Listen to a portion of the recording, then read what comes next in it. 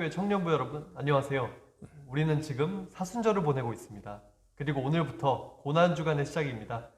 그래서 오늘은 예수님의 십자가 사건이 우리에게 어떤 의미가 되는지 생각해보는 시간을 가지려고 합니다. 오늘의 말씀은 요한복음 18장에서 19장까지입니다. 말씀은 성경을 보시고 오늘은 예수님의 순환을 다룬 영상을 보도록 하겠습니다.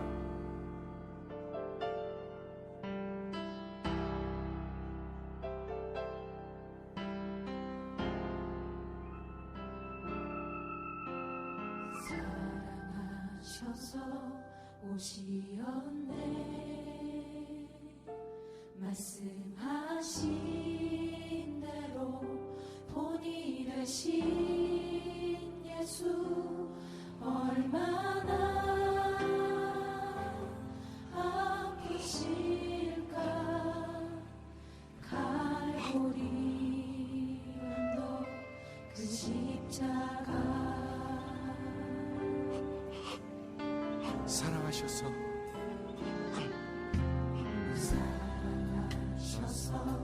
오시었네. 말씀하신 대로 본이 되신 예수, 얼마나 아프실까. 갈보리 언덕 그 십자가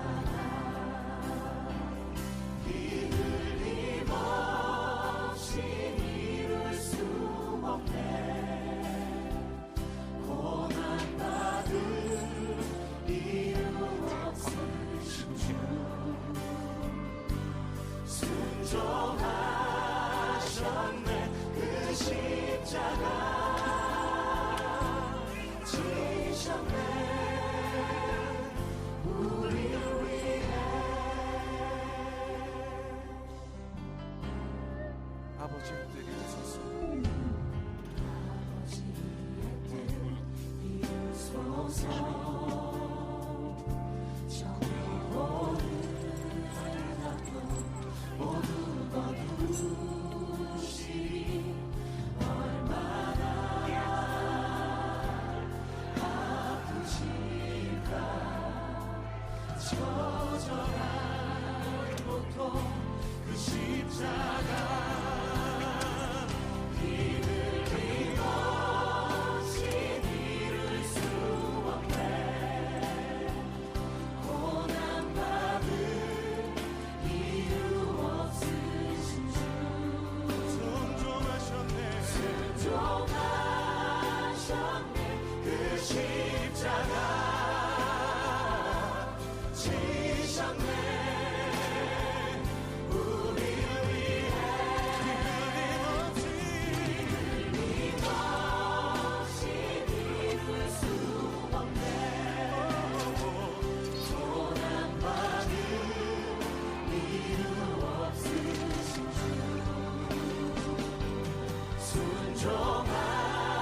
순종하셨네. 그 십자가 지셨네. 우리를 끊임없이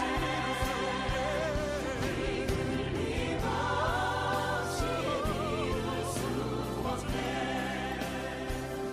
고난받은 이유 없으신 주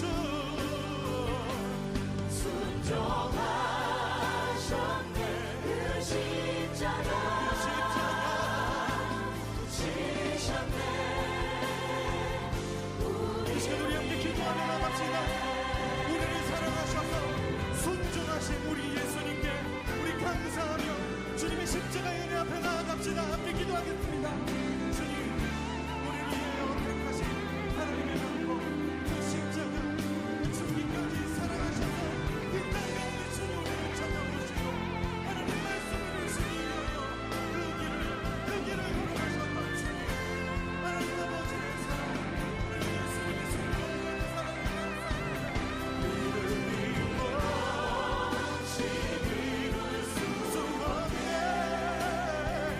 고난받은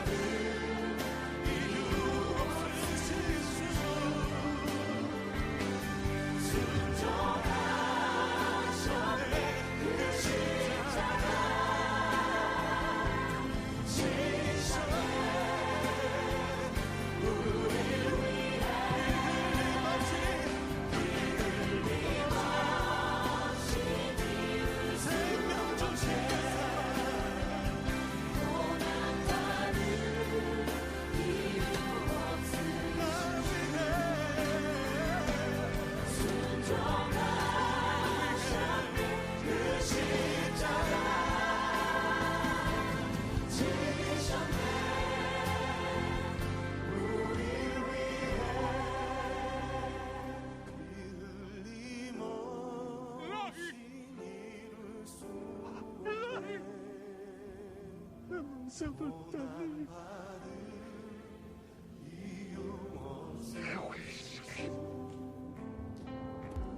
순종하셨네 그 십자가 지셨네 우릴 위해.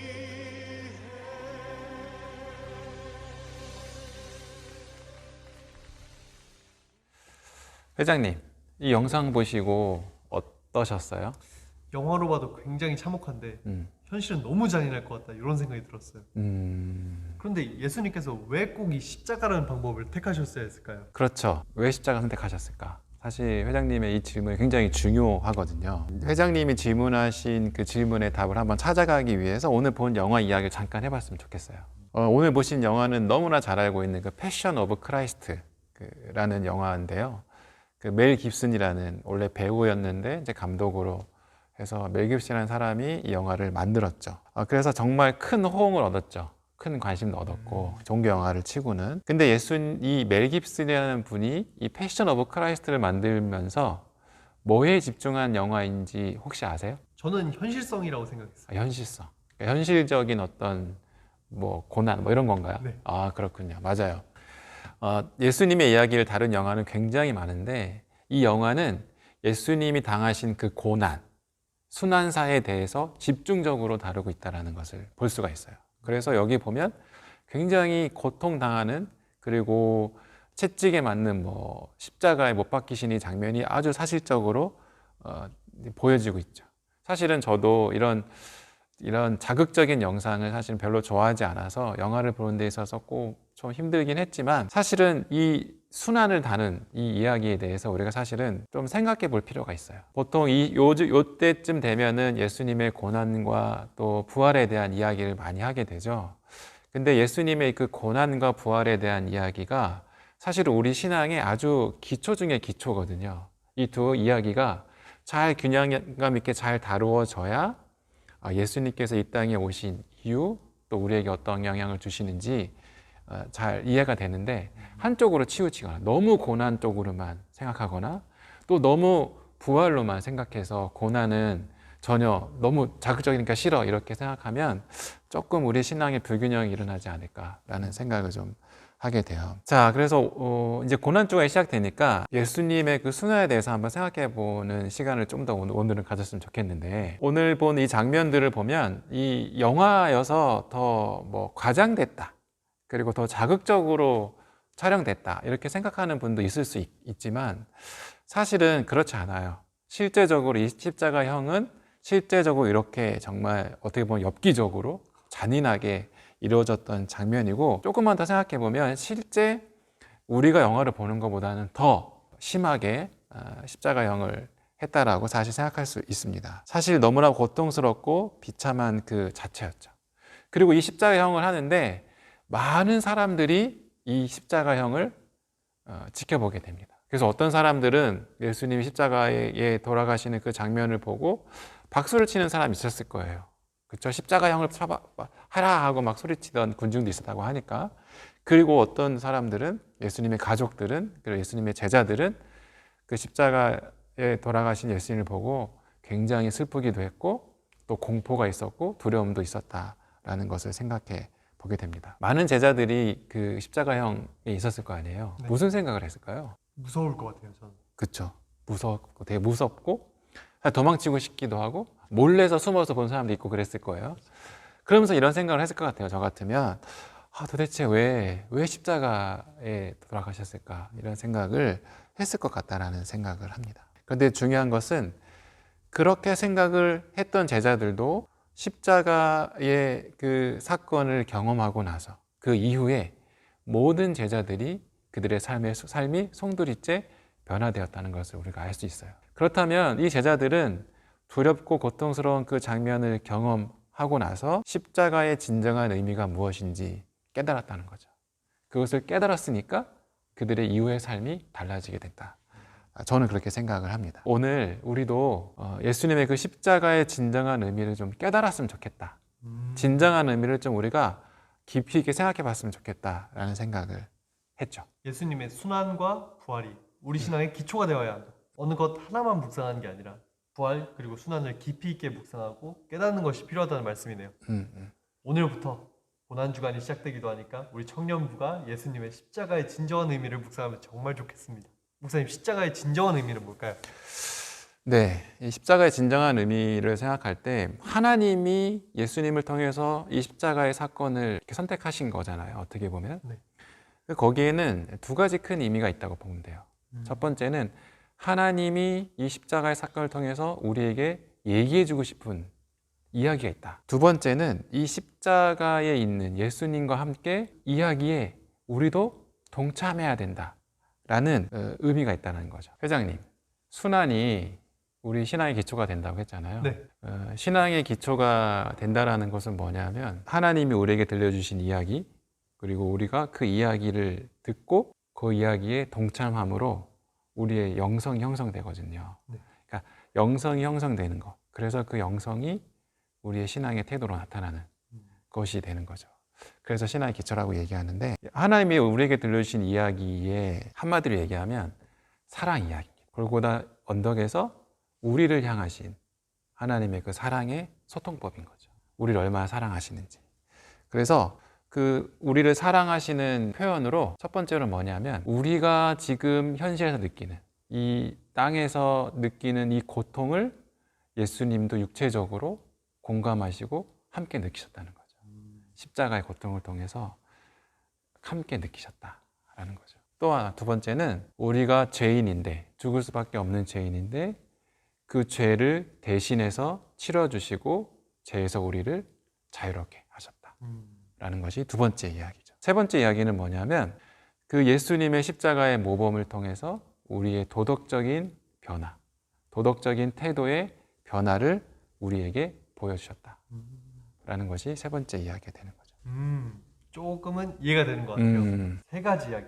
땅에 속한 아픔을 육체적으로 공감하셨다는 것, 우리를 죄에서 자유롭게 하신다는 것, 도덕적 변화를 이루어질 것임을 보여주신다는 것. 제가 이해를 못하는 건 아닌데 우리 청년부 여러분들을 위해서 이 세 가지에 대해서 더 깊게 설명해 주실 수 있나요? 네, 한번 조금 얘기를 더 해보면 세 가지 이야기했죠. 그 중에 첫 번째, 육체적으로 우리를 공감하시고 육체적으로 우리가 겪는 그 고통을 함께 당하셨다라는 이야기를 하셨다고 했잖아요.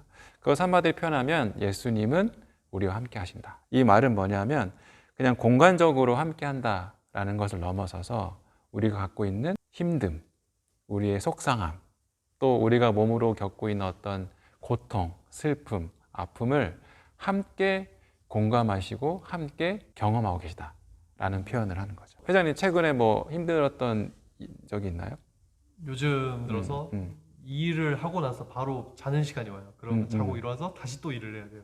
다시 또 자요. 이렇게 반복되다 보니까 회의감이 느껴져요. 그렇죠. 회장님이 그렇게 일상에서 겪고 있는 그 회의감 또한 예수님이 함께 하시면서 공감하시고 함께 하신다는 거죠. 그게 십자가에서 우리의 고통을 육체적으로 함께 공감하고 계신 예수님, 그 이야기가 그 말인 거죠. 두 번째 뭐냐면 자유함을 줬다고 했잖아요. 죄로부터의 자유함. 이것을 한마디로 표현하면 뭐냐면 우리를 대신하신 예수님. 대신하신 예수님에 대한 말은 뭐 좀 들어본 적이 있죠. 그렇죠. 우리를 대신해서 우리를 죄에서 구원하신 예수님에 대한 말인데요. 이런 이야기들은 뭐 많은 신학적으로 설명하기도 하고 뭐 책으로도 많이 나오기도 하지만 예수님이 직접 하신, 성경에 직접 하신 이야기가 있어요. 뭐냐면 나는 많은 사람의 대속물이 되기에 왔다. 이렇게 표현하셨죠. 그리고 나는 피와 살이다. 나의 피와 살을 마시고 먹어라. 이렇게 말씀하셨다는 거죠. 그것은 뭐냐면 여러분들 우리가 저번 주에 얘기한 것처럼 얘기한 것 중에 6월절 어린 양, 그렇죠? 6월절 어린 양이 뭐예요? 우리에게 어떻게 되죠? 기억나요? 해방, 맞아요. 해방. 6월절 어린 양은 우리에게 보호하심과 해방에 대한 의미를 주죠. 그래서 이스라엘 백성들이 그 6월절을 지키면서 우리를 보호하시고 우리 해방하신 하나님에 대한 그런 신뢰와 믿음을 갖게 되는 건데 예수님이 직접 우리 죄를 대신해서 어린 양이 되셔서 우리 죄를 대신 지시고 우리를 보호하시고 우리를 해방시켜 주셨다. 대신 값을 치러 주셨다. 그래서 우리가 죄로부터 자유함을 얻게 됐다라는 것을 우리가 알 수 있게 되죠. 그래서 예수님이 이 피, 그리고 예수님의 살, 우리가 떡과 잔을 먹고 마시면서 그 잔을 마시는 행위로 아, 예수님의 그 십자가에서의 피, 예수님이 흘리신 그 피가 우리를 보호하고 계시는구나. 우리를 죄로부터 해방시키셨구나. 라는 것을 보고 또 마심으로 느끼고 이 몸으로 체험하면서 예수님의 그 십자가 사건을 기억하고 또 우리를 보호하신다는 것을 신뢰하고 확신하게 되는 그게 또 십자가 사건의 이야기가 되는 거죠. 그래서 예수님의 십자가 사건은 우리의 고통을 함께 체휼하는 것뿐만 아니라 우리를 죄에서 자유하게 하는, 해방시켜 주시는, 영적으로 자유를 누리게 할 수 있는 이런 것까지에 대한 하나님의 사랑의 행동을 우리에게 보여주셨다는 겁니다. 제가 어느 정도는 알고 있었는데 이게 다시 목사님의 얘기를 들으니 더 깊게 십자가의 진정한 의미를 생각해 보게 되네요. 그런데 십자가의 진정한 의미에서 도덕적 변화는 어떻게 이해해야 될까요? 네, 사실은 앞에 두 이야기는 들어본 적이 있을 거고 생각해 본 적이 있는데 이 도덕적 변화는 말도 사실은 생소하기도 하고 또 무슨 말인지 좀 모호할 수도 있죠. 근데 보시면 이 도덕적 변화는 앞에 서서 우리의 모범이 되신 예수님에 대한 생각을 하시면 돼요. 예수님 십자가에 왜 돌아가셨죠? 왜 십자가를 선택하셨죠? 이유가 뭐예요?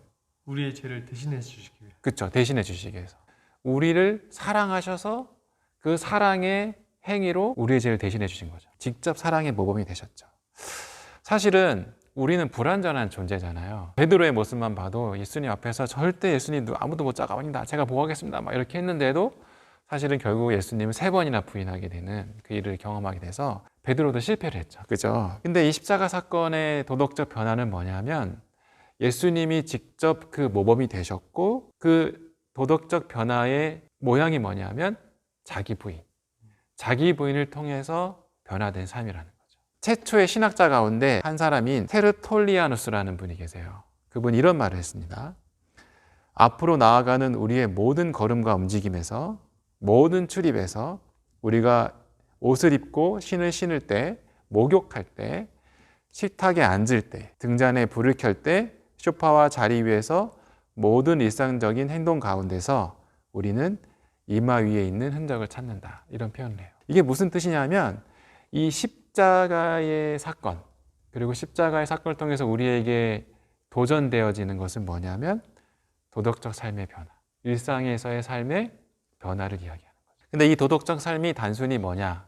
우리가 규칙을 잘 지키고 또 좀 더 친절하고 좀 더 선을 행하는 수준이 아니라 자기 부인이라는 거죠. 그것까지 알려주는 거죠. 자기 부인, 곧 겸손한 삶, 다른 사람들을 섬기는 것, 낮아지는 것, 그리고 낮아져서 사람들을 사랑하는 것, 이런 것들을 얘기하는 겁니다.